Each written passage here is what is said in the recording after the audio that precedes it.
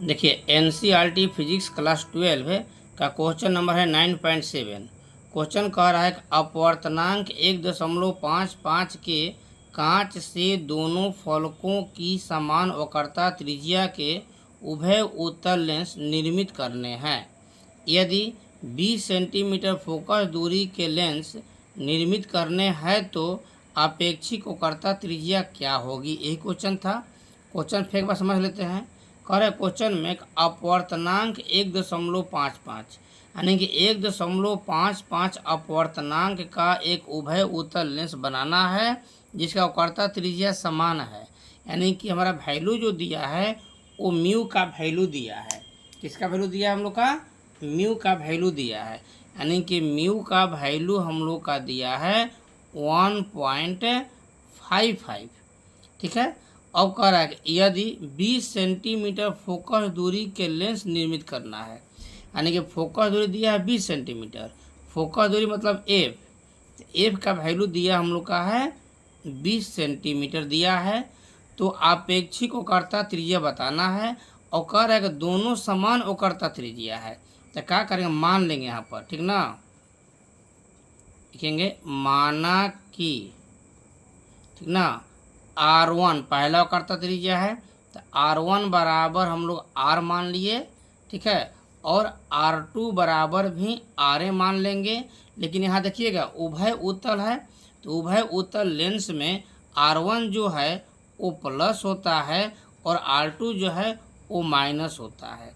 ठीक है, इतना वैल्यू दिया है और ये ROR का वैल्यू हम लोग को निकालने के लिए कह रहा है। यानी क्वेश्चन में R का वैल्यू हम लोग को निकालना है। क्वेश्चन में क्या निकालना है? R का वैल्यू निकालना है।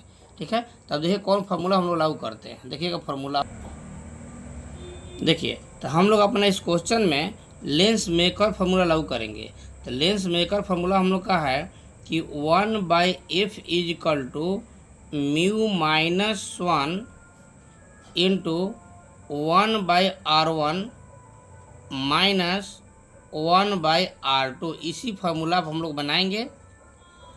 अब देखिए आगे वैल्यू, तो 1/f, एफ का वैल्यू कितना है 20 सेंटीमीटर, एफ का वैल्यू 20 हो गया हम लोग का, बराबर म्यू का वैल्यू कितना है 1.55, तो 1.55 माइनस 1, यहाँ देखिएगा 1/R1 का वैल्यू हम लोग का R है, माइनस 1/R2 का वैल्यू माइनस R है।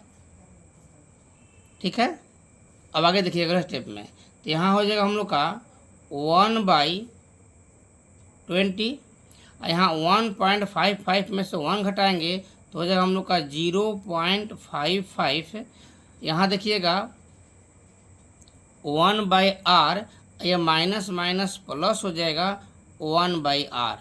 ठीक है, अब देखिए इसके आगे, देखिए यहाँ हम लोग का 1/20 जो कहते हो गया, यहाँ हो गया 0.55 और इसमें क्या करेंगे कि हम लोग R एलसीएम ले लेंगे।